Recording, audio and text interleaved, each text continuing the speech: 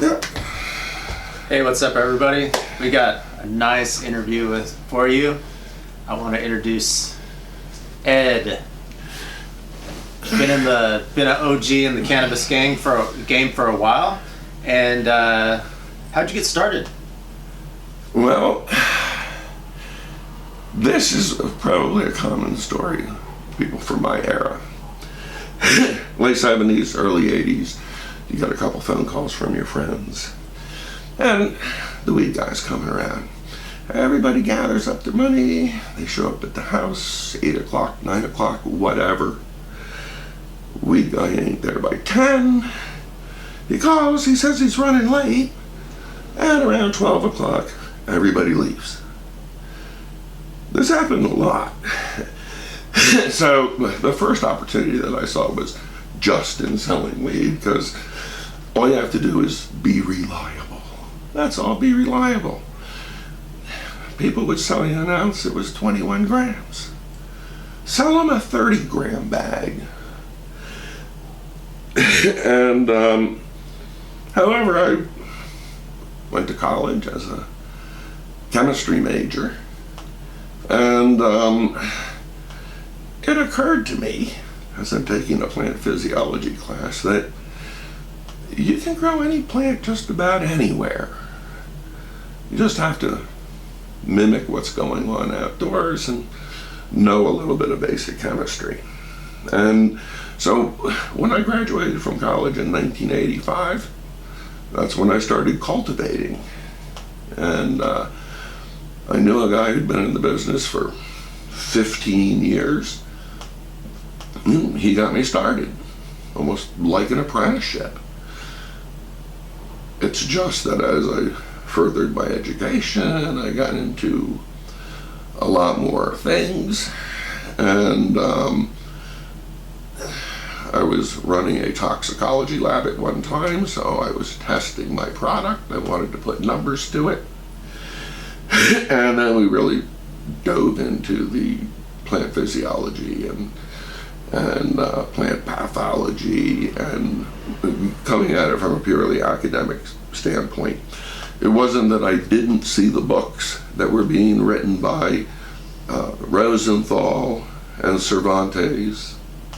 I did. I also found a lot of errors in there, and myths, misconceptions, and so at any rate, that's how I got into it. And in '97, when Prop 215 passed in California, by the way, I'd been in pharmaceutical research, calcium channel blockers, ACE inhibitors, but I was always interested in cannabinoids, and I knew that there had to be therapeutic effects beyond glaucoma. What year was that around that you knew this early on? Probably in the late 80s. Okay. By the late 80s, especially after the drug Nabilone came on the market, and there were problems with it, but nonetheless, it was an analog of THC, and I was actually approached about doing some research with that. In fact, that research with Nabilone, it was in the 80s, and War on Drugs killed the funding for that. But nonetheless, I was just concentrating on one thing: producing a flower with the highest THC content I could get and the lowest CBD content I could get, because I knew that CBD attenuated the effects of THC. And THC interacts with the endocannabinoid system, and CBD does not. Okay? CBD does have some therapeutic effects, but we don't really even know what they are. THC, we know what they are. We know where they interact. And that means there's clues as to things these could be used for. We had a patient because I primarily started off as medical, and we had a patient with Huntington's chorea. Hey, they were going to put a feeding tube in him and put him in a hospice. He lived for another 3 years. Oh, wow. And yes, using a THC extract. And yes, if I wanted to get into it, I could get into the biochemistry of it and the mechanism of action by which it alleviated his symptoms. Now, it wasn't going to cure his disease, but it greatly alleviated his symptoms. He gained 30 pounds. We had him up and walking. The last thing we were trying to do was get his speech back. That didn't work out. COVID, ended up locked up in a federal facility and died a few months later. We weren't able to get his medicine to him. Yeah. So But- you think with if the pandemic didn't happen, you could have even extended his life more? Oh yeah. Yeah. Oh yeah. We could have kept going a little bit longer. But I knew that we could, because they did have to up his dose twice, and I knew we could do that at least 2 more times. So, yeah, that definitely shortened his life. Okay, so you got into the chemistry of things, and what led you to the next steps towards moving towards today? Well, in 1997, the authorities suggested I might feel comfortable living in another state. That was nice of them saying that. Yes. And as it turns out, I knew Prop 215 was going to be voted on and probably pass. And I decided that Southern California would be a nice place to go. I had friends who had lived in LA. They told me, don't go there. So it was San Diego by default. It was San Diego by default. Do I regret my decision? Not at all. Not at all. And, but now what I'm primarily interested in is producing the highest quality product that I can, and because at least half of my patients now are medical, glioblastomas, MS, a lot of these people who are receiving cancer chemotherapeutic agents are immune suppressed. So the product I produce has to be pharmaceutical grade. And I was in pharmaceutical research, and I know what that means. And so the grow system I use is completely enclosed. Nothing comes in from outside. All the cloning is sequential cloning from the previous crop. We go through a sterilization procedure every 3 months in that grow room that is probably overkill, but and I'm very into numbers. I ran a toxicology lab. I did GC mass spec.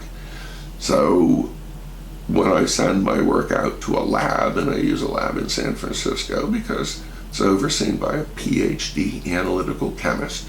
He doesn't mind talking to me on the phone.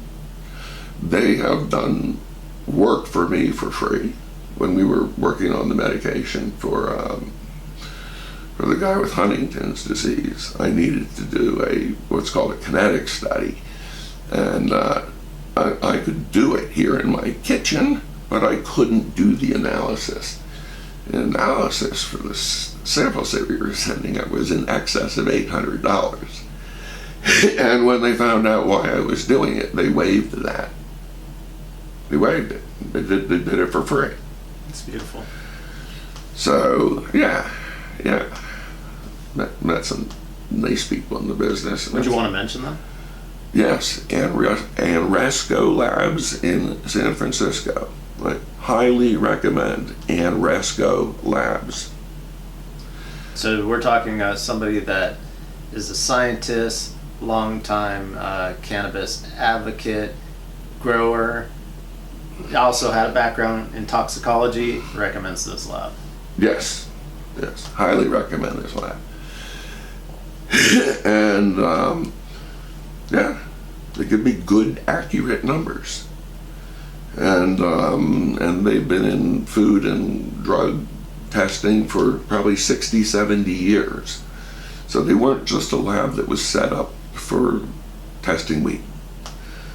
Now, these are good all-around chemists who can actually answer questions when you call up, particularly because I'm a chemist and I'm going to have questions that are technical. Got it. So I know you take a lot of pride in your grows. You take a lot of pride. It's not just like you're not objectivist about how you go at it. You're not like, you just don't want to just like feel good about something and say this is the best grow ever. How do you measure that besides the toxicology? The lab reports, the numbers, but I frequently do just ask customers what their opinion is. And the last customer, and I can pull it up on my telephone because it wasn't that long ago,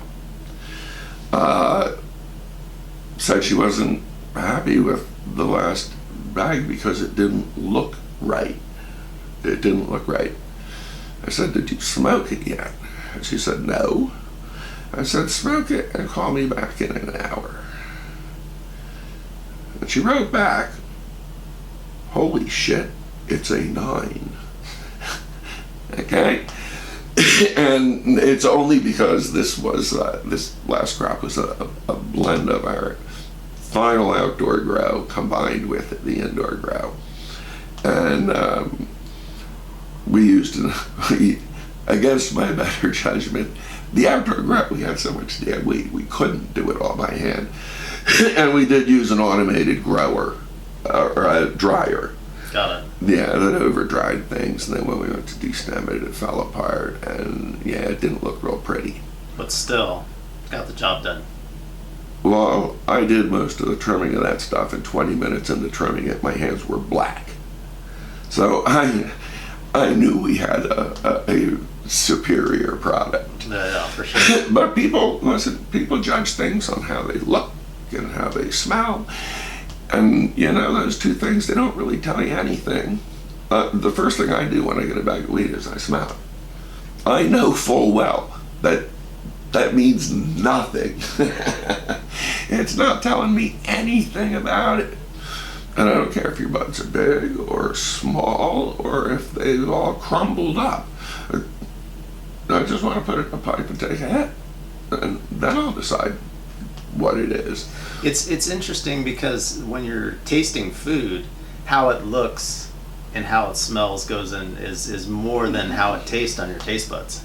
Well, yes, it is. It's the presentation. It's what I always say about when I called, like this last crop, I called it ugly. I said, "Yeah, this stuff's ugly, but it's fucking potent." And yes, a large part of it's that presentation. You go into one of those fancy restaurants, they have a red colored pepper, and they have a little pile of this that's kind of teal, and it's kind of colorful, and it's like a little work of art. Now, here's the thing. I can eat 6 of those plates and still walk out of that place hungry. Okay?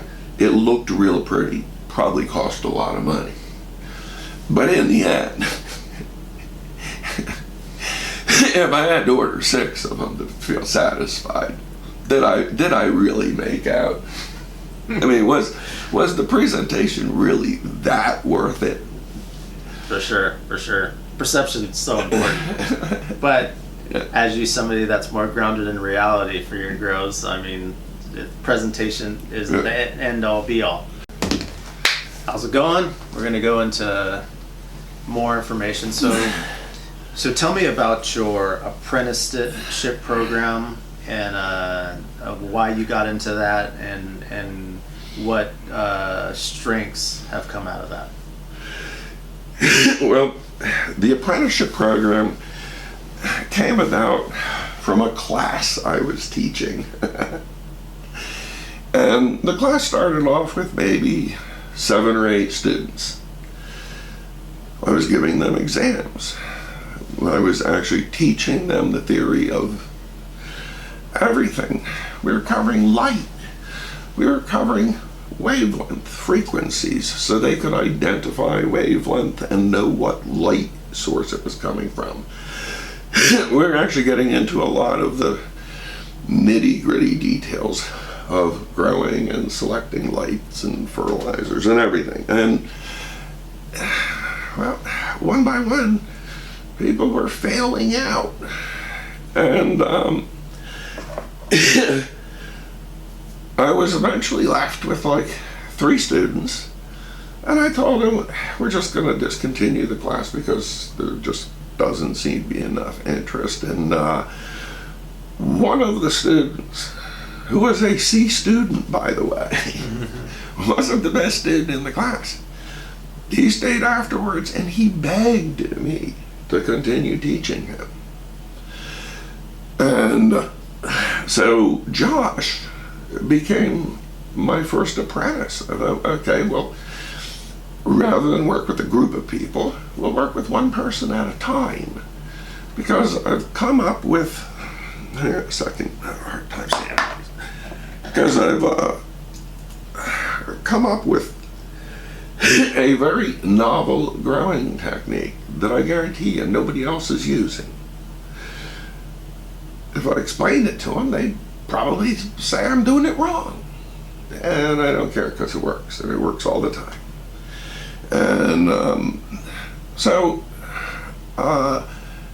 Josh just started getting a lot more hands-on information. I continued with the lectures, I continued with the tests, and put him to work with some real hands-on stuff.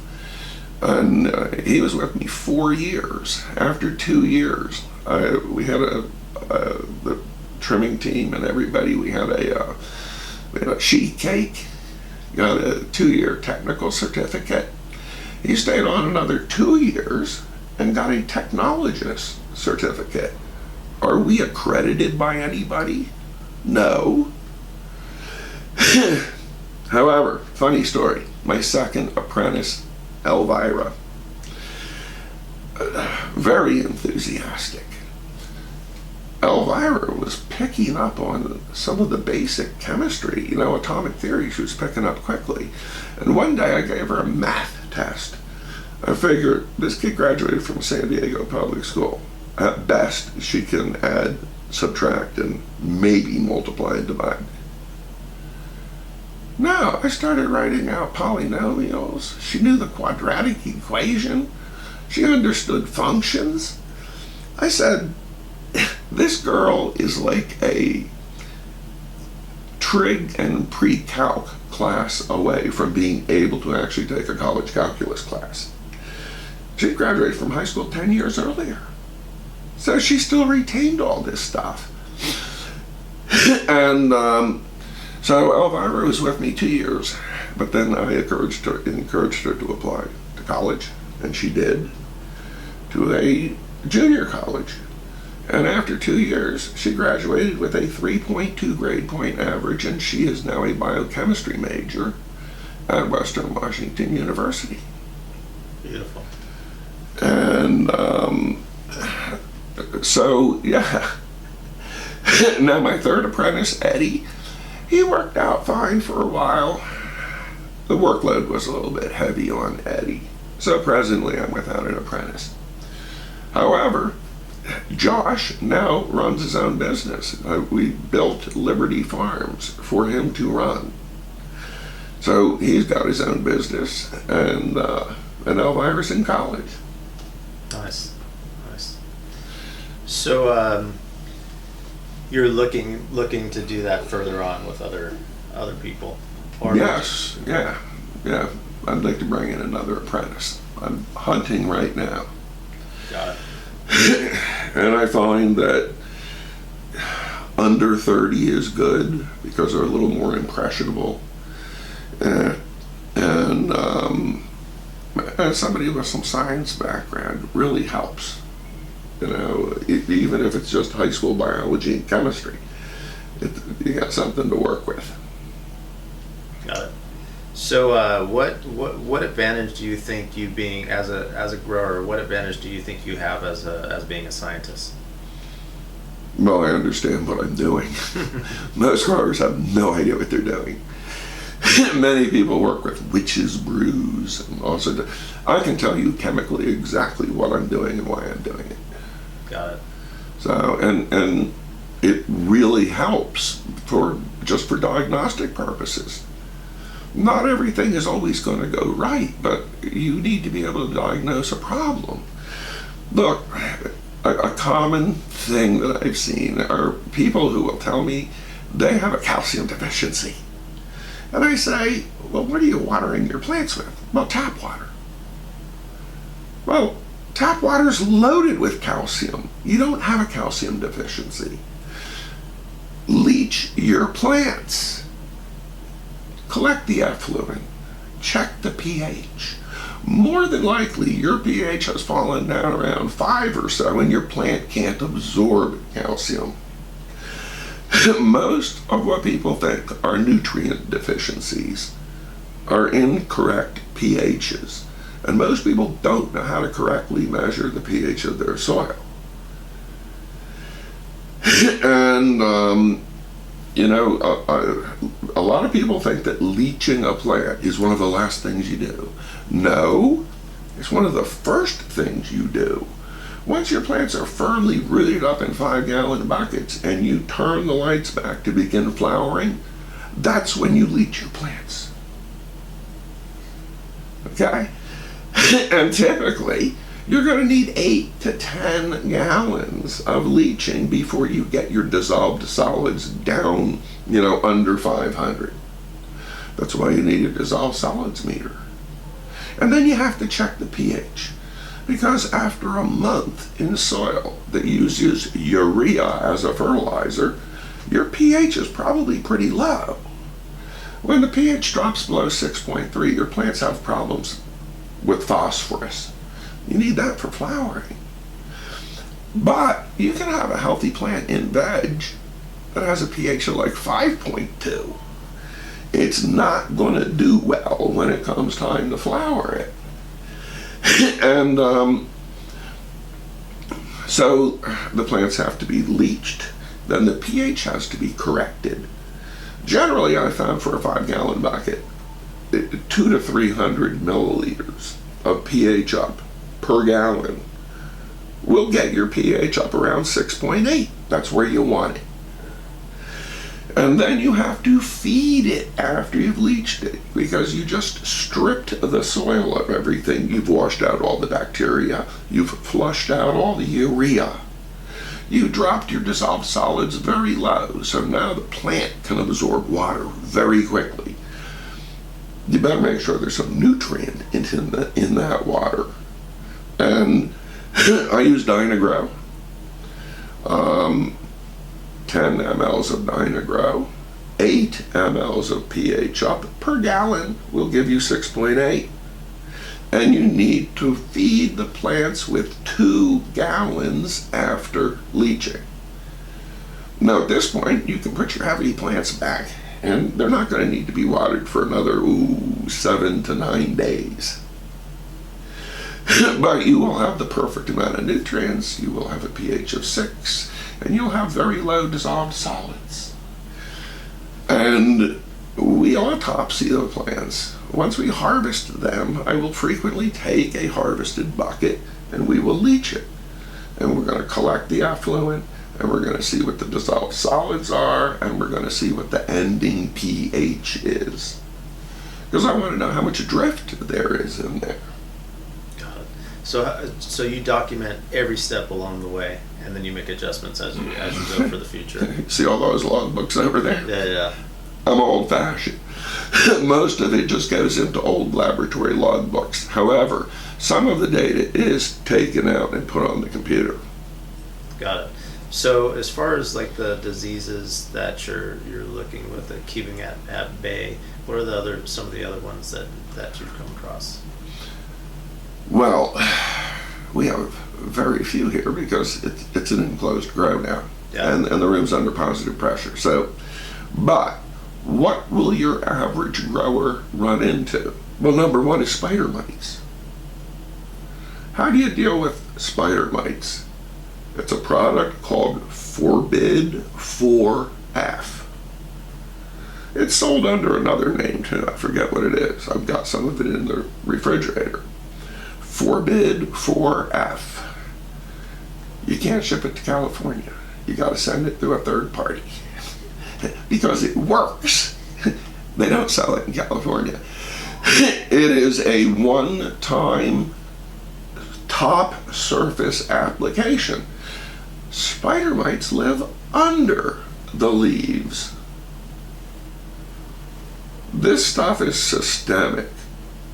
You only need to spray the tops of the leaves. You'll kill everything on that frickin' leaf. It will wipe out spider mites with one spraying. It is extremely potent. And not many people know about it. Forbid 4F. Forbid 4F. Yes, do not spray any kind of horticultural oil on your plants. Horticultural oils are not good for them. They can clog the stomata. They can slow down respiration. Yes, they will smother bugs, but not all of them. So for spider mites, it's forbid 4F. Aphids are kind of common. Spearmethicin. Spearmethicin will kill aphids dead. You find it in the Monterey Garden Spray, which, by the way, I think you can buy at Home Depot. But a lot of compounds that have spearmethicin don't have enough. It should be a 0.45% solution. 0.45% spearmethicin. And there's two isomers, there's the A and the D, and it doesn't really matter, they both work. Got it. So for some young growers, what's something that you would suggest them to do besides having an apprenticeship with you? Well, a lot of gardening is a lot of basic stuff. You know, sun, soil, light, sun, clones, light. I mean, I still think that the HPS is still the gold standard. And there are still too many problems with LEDs. So HPS is, stick with HPS. Stick with 1,000-watt HPS. Get a digital ballast that gives you variable wattages. You won't have to be moving your lights up and down quite so much. And of course, it's the electrical. Don't get into this business if you don't have a course in electronics or electricity. If you don't know what Ohm's law is, if you don't know what the power equation is, you shouldn't be doing this. You shouldn't be doing this. You have to know how your home is wired, what fuses you have, and what sort of continuous loads you can run. Because a continuous load is not the same thing as the maximum load. Don't run over 75%. I know a lot of people say 80. Be safe. Be safe. Make sure you have enough circuit breakers. Make sure that you have enough amperage and power that you can do everything safely. Also, any time a strip leaves your wall, it doesn't have a fuse, it can catch fire, and the fuse in your house might not trip. Okay? Because that's not what fuses are designed to protect the wires in your house, not outside. Now, the one nice thing about those 6-strip power strips is they do have a circuit breaker in them. So if you must plug more than 1 or 2 units in, make sure you add everything up. Most homes have 15 amp fuses. Don't run more than 12. Okay? Don't run more than 12. And so things will be given in wattage. You have to know what the voltage is coming out of your wall, and then you can calculate amperage, and fuses are given in amps. So that's all. Just learn some simple math so you don't burn your house down trying. Got it. So what are all this is making me thinking, if I was a grower, I'm not a grower, but if I was a grower, I would like to think, oh, I want to grow outside. What are some of the challenges with growing outside? Well, less control. So you are subject to weather. Liberty Farms was built up in Potrero.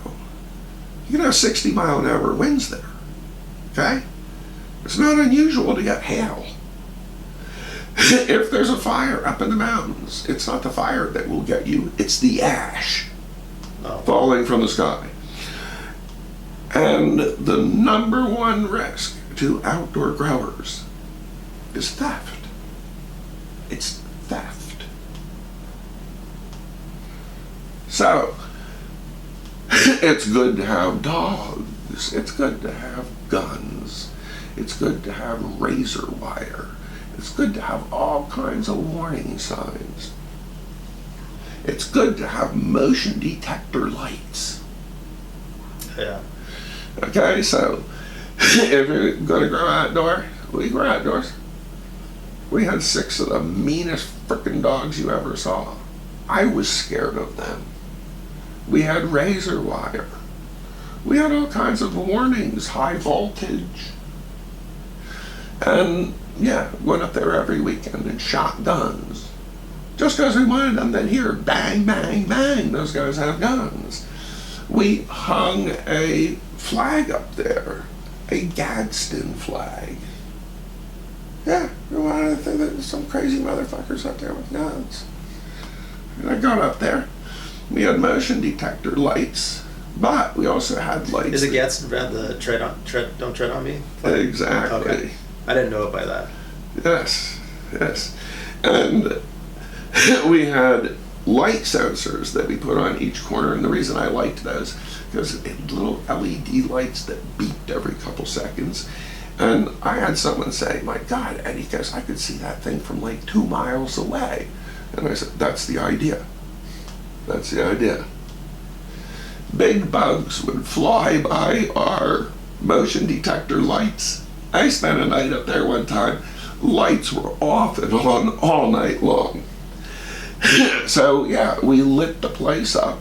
They got lots of dogs barking, lots of guns, lots of danger signs, razor wire, that should be a hint. Oh, nice. And it was in an extremely isolated area, so it would have, odds of somebody stumbling on it weren't real good. We called it Liberty Farms. We had 3 years of production up there. It was just a 24 by 24 enclosure with 25 plants. We brought in 24 pounds the first year, and the last year we brought in 30.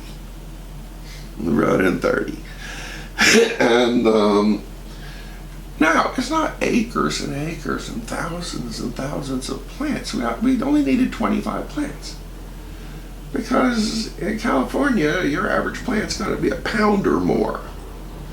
Your average plant in Pennsylvania in a cornfield is going to be 6 ounces. Big difference. Yeah. The Flying Dutchman. Yes.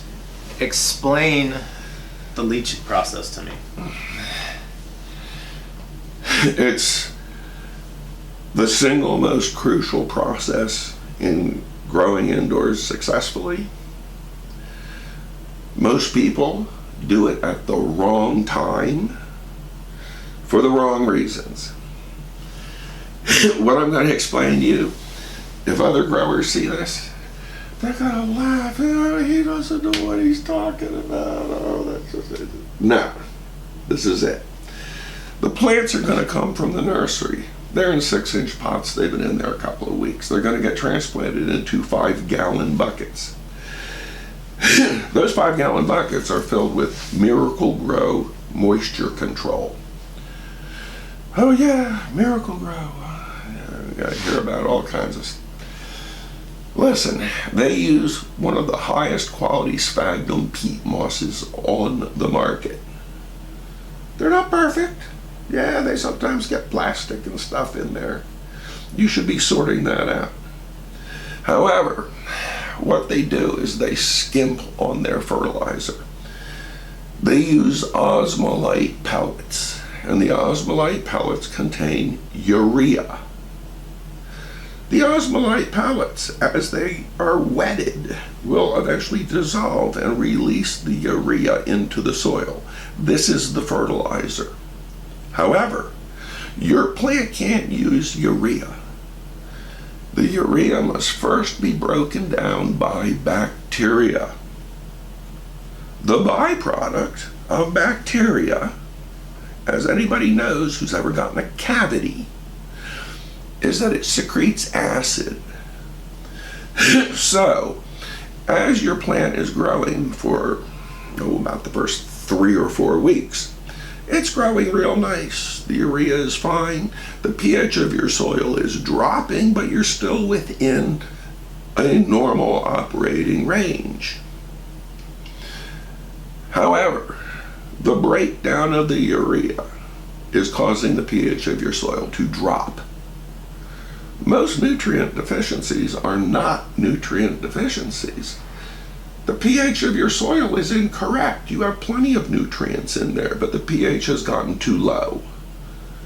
For instance, you drop below 6.3, your plant starts having problems with phosphorus. But drop even lower, you'll have other problems. So, the plants will typically stay in those 5-gallon buckets for about 3 weeks, because that's when I'm going to turn the lights back and start flowering. But it is also when I begin leaching the plants. Now, I do it in a tub, and I have 2x4s that go across. And I can put 3 of these 5-gallon buckets up on what I call leaching rails. The soil drains very well. So you don't need to worry about overwatering when you're doing this, because you're going to dump 8 to 10 gallons of water through each one of those plants. You are stripping the plants of all of its soluble nutrients, the remaining urea, and most of the bacteria. In other words, you're making a clean slate. Now, you want your dissolved solids to be under 500 parts per million. Typically, 8 to 10 gallons will get you there. However, at this point, now you have a blank slate, a bucket that is basically filled with water and no nutrients for the plants or anything. So the very last step in the leaching is you must put 2 gallons of fertilizer into that 5-gallon bucket. I use Dynagrow. 10 mLs of Dynagrow to 8 mLs of pH up in a gallon. Fill the gallon halfway with water first. Do not mix these two together. One is an acid, one is a base. We don't want a reaction. Fill your gallon halfway up. Put in your 10 and your 8. Fill it the rest of the way up. And each plant gets 2 of those. That's the final feeding. And then the plants can get put back under the lights, and you are not going to need to water those plants for the next 7, 8, 9 days. They're also going to grow like a foot after you do it. They're going to shoot up like Jack and the Beanstalk. Oh, wow. Now the pH of your soil will be 6.8 because you pH adjusted it to 6.8. By the way, when you do the pH adjusting, you're using a gallon jug, and you typically need 200 to 300 milliliters in that gallon jug in order to move the pH from where it is to where you want it. And so you need a dissolved solids meter, a TDS meter, and you need a pH meter. And you need to know how to calibrate your pH meter so you're getting accurate numbers. But once you've adjusted the soil to a pH of 6.8, then you feed it and you put it aside. And when you are done, the pH of that soil will be about 6.5. which is perfect. It's in the perfect range. And so I leach the very first week of flowering. Now, the very first week of flowering is also known as elongation, because the plants are naturally going to elongate. And when they hit elongation and you have done a leaching, your plants are going to noticeably grow every 24 hours that you walk in there. They get huge very quickly. That's really one of the biggest modifications that I've made to growing, and I did it 20 years ago, and I've gotten fantastic results ever since. And why do you think there is some pushback on that? You mentioned a couple times that people think would laugh at you. Yeah, because I don't know that anybody has actually ever come up with the idea of the clean slate. I think that people want to start with something they can finish with. Leaching, if anybody even does it anymore, because it used to be done towards the end of a grow in order to leach out excess fertilizer that was supposed to give it a better flavor. Okay? That's not when you're supposed to leach. Mm-hmm. Don't leach week 7 or 8. Leach week 1. Start with a clean slate. And then every time the plants are fed after that, it is a 10-to-8 ratio of Dynagrow to pH up. And I typically water every second or third day with 50 ounces, a little bit less than half a gallon. But once the plants fully root, you're going to need to go to a gallon. Otherwise, you're going to be watering them every day. And once I go to a gallon, then I can typically go 3 to 4 days between waterings. Got it. Cool. Go ahead and tell us about your new grow. Well, the newest crop is the 31st sequential cloning of Flying Dutchman 3.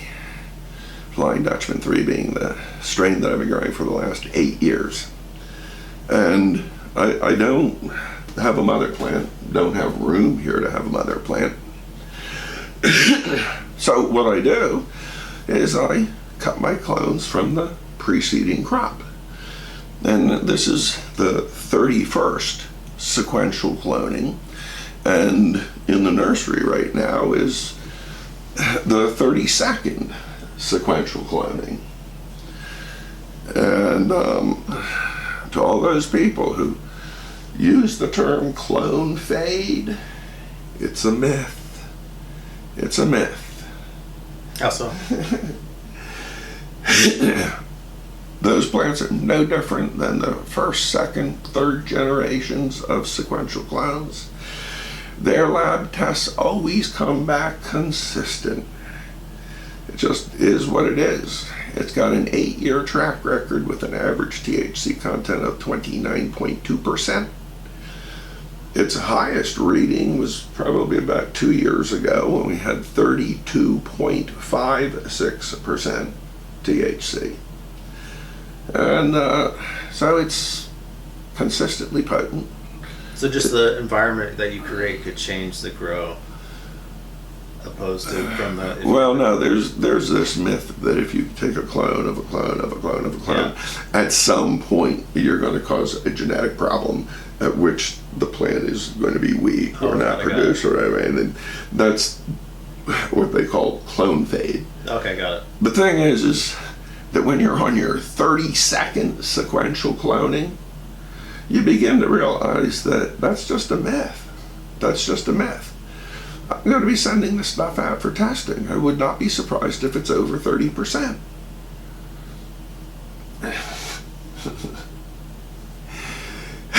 And so yes, these plants I believe are on day 48, 49, something like that. I take them out 63 days. I take them out 9 weeks.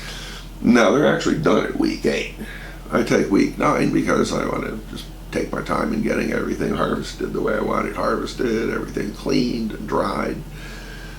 And but that gives me a 3-week veg cycle. It gives me a 9-week flowering cycle, and it gives me 1 week to get things cleaned up and turned around and get the next crop in there. That's 13 weeks.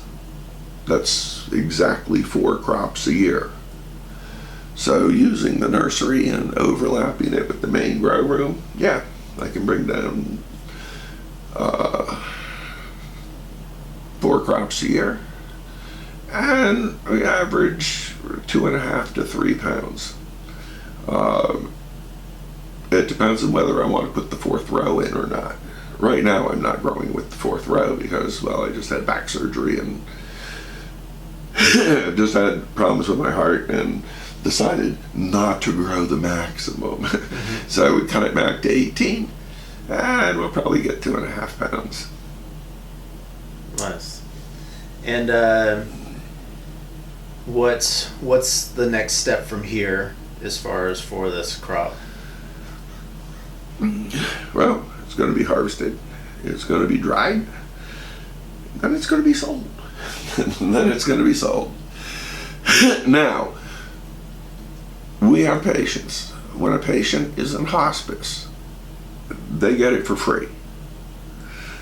I have patients who also have serious medical illnesses. They get it at a discount. Those are my 2 classifications of patients. The ones who are not going to be with us long, and the ones who have chronic problems, but they're serious. Everybody else I consider a patron. And patrons pay full price in order to subsidize the people who are getting it for free and the people who are getting it at a discount. So yes, I do have a pricing tiered structure based upon, who wants some weed to go to a Grateful Dead concert versus I'm in a hospice and I'm going to die. And so there's roughly 3 categories, and that's how I do it. Nice. Cool. That's great. We're excited to do this. What's the best way for people to get a hold of you? They can get a hold of me at edwardschlosser@yahoo.com. EDWARDSCHLOSSER @yahoo.com. Perfect. Thank you very much. Thank you very much. It's been a pleasure talking to you. Sure. Have a good one. Peace.